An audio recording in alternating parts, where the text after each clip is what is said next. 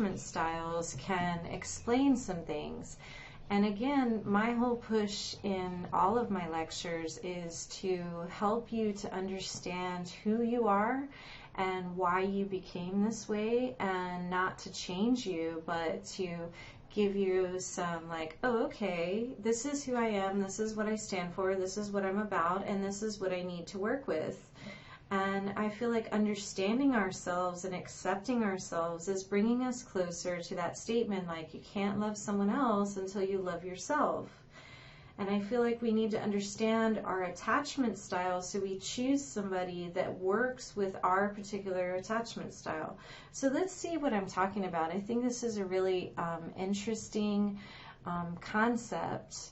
And you took an attachment style survey so that you can understand this a little bit. Okay, so I'm going to show you a video. So so what this theory of attachment styles is it says that in the very beginning, it's kind of like the imago, if you remember. In the very beginning, our brain kind of got structured as to how we attached to people, and it happened before we had consciousness to know what we were doing, as young as little babies.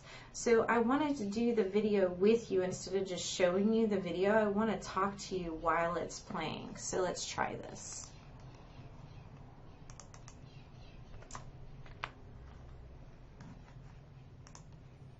This experiment, which I watched through a two-way mirror, is designed to gauge how secure is the crucial relationship between mother and child. This bunny is going to go here, and that bunny will be on top. The value of the test has been established in studies that would watch a child, 1-year-old, and then follow it up and interview them about their relationships to their parents when they were 21 years old. So we're quite confident in the long-term significance of this relationship. After several minutes play, the mother is signaled to leave the room. I'll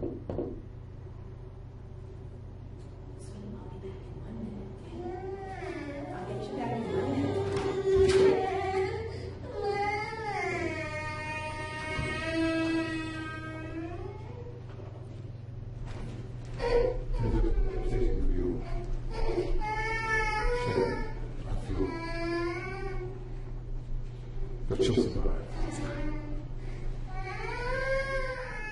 The key moment in the experiment is the child's reaction to her mother's return. The important clue is whether the baby's able to become calmed down by the contact with the mother, get back to play. Sometimes it takes a couple of minutes. You see? You see how she calmed down a little bit? She's only interested in the mother, no interest in the toys. Now she has a contact with the mother. She's beginning to show a little interest in the environment, and shortly she'll be right back with the toys where we started. So you would call this a secure one? Yes, yes. So It's getting much heavier. this has to do with how Goes to her the door following her. amygdala. Now, we sent the mother right back in, and the point here is not to distress the baby. We're just trying to challenge it. The baby puts her hands to her face, Like the a baby's sad mad. expression. Puts her face See, down. this is avoidant. When she picks her up, she keeps her head down, her arms out, and then she sits in the chair holding the baby. Won't The look baby's at still the mom. sullen. He's low-keyed. So you would call this insecure? He's insecure. He's avoidant. He's not engaging her, and it's not the reunion's not effective. And it's important to remember here that the thing that upset him was her absence. Her return should be the solution to his problem. Now this is another pattern that we see in babies who are not good at using their mother as a secure base at home. This baby is also insecure. But you'll see, we got a look at his play before the separation. The mother's left. When she returns, she picks him up. He can't calm down. He can't calm down. He's still upset. So this would be She offers a anxious. toy to amuse him or to comfort him or to distract him, and he slaps it away. She offers another. He slaps it away. He's angry. This we call these babies resistant or ambivalent because they both want her back and yet can't use the contact.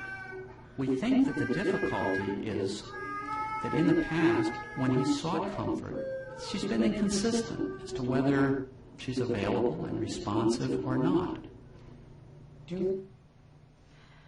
Okay, so anyway, I wanted to be here with you while you were watching that. So in psychology, there's 5 schools of psychology, and so like the Freudian school of psychology believes that your parents had a huge role on how things happened. But then the neuroscience is saying that no, you come with certain structures and then your experience like kind of sculpt it. So neuroscience is showing that you're given a ball of clay and we're each given a different ball of clay, but then our experience can sculpt it. So this is kind of the nature versus nurture. These babies are very young, and so yes, I believe that you could develop a secure attachment from your parents' parenting style, but also I think that some people may be a little bit more more predisposed just biologically to have an anxious attachment style or an avoidant attachment style. So what's interesting that they didn't talk about in the video is you saw the baby that was kind of cold. He's the avoidant, where he was like wouldn't look at her, he wasn't crying, he was just kind of acting very aloof. And so people who have the avoidant attachment style, they find that getting close to someone, they act like they're very aloof. They act like, I don't really need anybody. They try to not show their needs at all. But what's interesting is when they measured that baby's heart rate, it was just as high as the anxious attachment. So what I'm trying to get at as your kind of neuroscience influencer to make you look at is, I'm not sure that it's completely the parenting style. And I think many of you know that I have raised 5 boys, and they all have different personalities, even though they were raised in the same household. And they went through their childhood differently. Like one of mine, he had the terrible twos, and just he could not calm down at all. And I mean, I had one that like he loved his pacifier from the get-go, and then the other ones didn't want their pacifier. They all seemed to get potty trained at different times.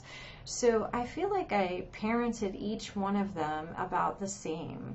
And, you know, I adored all of them, very loving. It's my same personality. But I saw from the get-go that they definitely had different ways of reacting to the world. So what I'm saying here is, let's pretend that on your attachment style, you found out that you're anxious. And the anxious attachment style a lot of times is seen as needy. Here, I can show you this. Here's the attachment style. So those of you who had a lot of B's on your questionnaire, you're the lucky ones. You're the securely attached. Usually you get in a relationship, you're going to stay there. Your amygdala just kind of runs like just right. You know how there's the Goldilocks and the 3 bears is this one's too hot, this one's too cold, and this one is just right. So your securely attached style would be the one that's just right. It's hot enough that it has some passion and it's not too aloof, but you know, I can tell people what I need. I'm comfortable with my needs. I don't worry about being abandoned, and I don't worry about someone getting close to me. So those of you who had a lot of B's, you're the secure attachment, so usually you have an okay time in relationships. But those of you who came out with an anxious attachment style, a lot of times you're seen as jealous, you're seen as kind of needy. And what happens is your amygdala, it runs really hot. So it gets triggered and then it runs hot. And so feeling like someone's going to pull away from you, your amygdala gets more revved up than maybe the secure or the avoidant. I often worry that my partner doesn't really love me. I won't want to stay with me. I want to merge completely with another person, and this desire sometimes scares people away. So what I'm saying is I'm not sure that you're going to fix that. Look at how long it was. Even if it was from your parents, that was such an early time in your life that you've probably developed this pattern.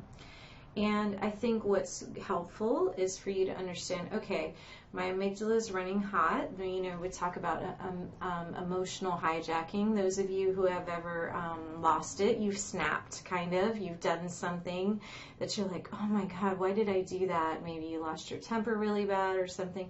That's kind of what happens with people in relationships, though with the anxious attachment style. They get really... I can't explain it another way. Their amygdala runs hot and they get very, very intense. So, for example, if you took the styles of loving and you came out high on mania, I would guess that high on mania you would be similar to an anxious attachment style.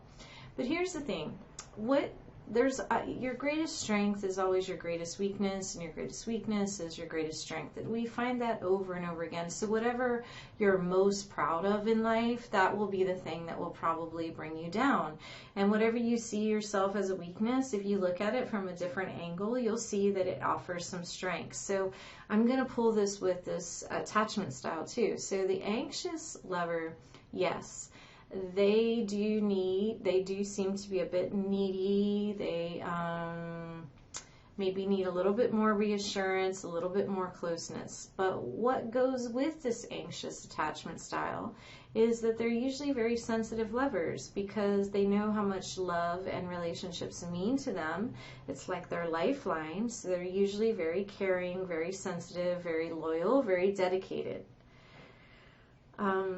So if you happen to be the anxious attachment style, you need to find someone that is secure or someone that is kind of also anxious, that you can kind of understand them.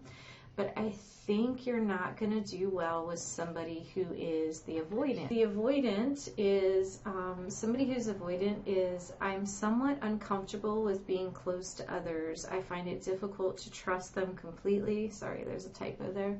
Difficult to allow myself to depend on them. So those of you who feel like, oh, I feel smothered. Oh, when people get too close, I feel so smothered. I need to do what I need to do. And you need a lot of distance, and you feel smothered in relationships. It's like emotionally overwhelming. Then you might be an avoidant lover. I'm nervous when anyone gets too close. I don't want them too close. And often love partners want me to move more intimate than I'm comfortable being. Again, I think that your amygdala is like kind of set up this way where, you know, maybe you've just had some experiences in your life where, you know, you weren't allowed to be you when people were close, or maybe your amygdala is just kind of set up that way that you need more personal space, more freedom than the other people. You know, some of us just need more freedom. And again, I hope that you'll accept who you are and understand that there's a strength and a weakness that goes with this. Your strength is you can be more independent. You're not as torn up by relationships. It's easier for you to walk away from relationships. Maybe they do find that you get hurt just as much, but it doesn't show the same way. But I would say on this one with the avoidant, I'm going to say that my advice to you is to accept that this is who you are, and then to understand that other people might need a little bit more reassurance than you do. So if you want to be in a relationship, I think what you can do is just, you can like recognize like, okay, I'm built this way. So, but my partner has needs. So what I need to do is I need to tell them, hey, I love you, I'm not leaving you, but I need a lot of personal space. But just because I need personal space doesn't mean that I'm not with you. And, you know, trying to work with people and like being really open and honest, like I feel trapped.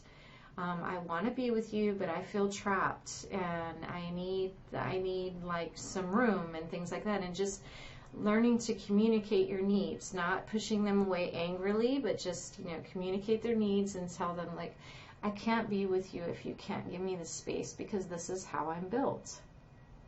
Okay. Well, that was our attachment styles, and hopefully you found out who you were. Hopefully you can recognize it in other people. Hopefully you can accept who you are, and you can also accept how other people are.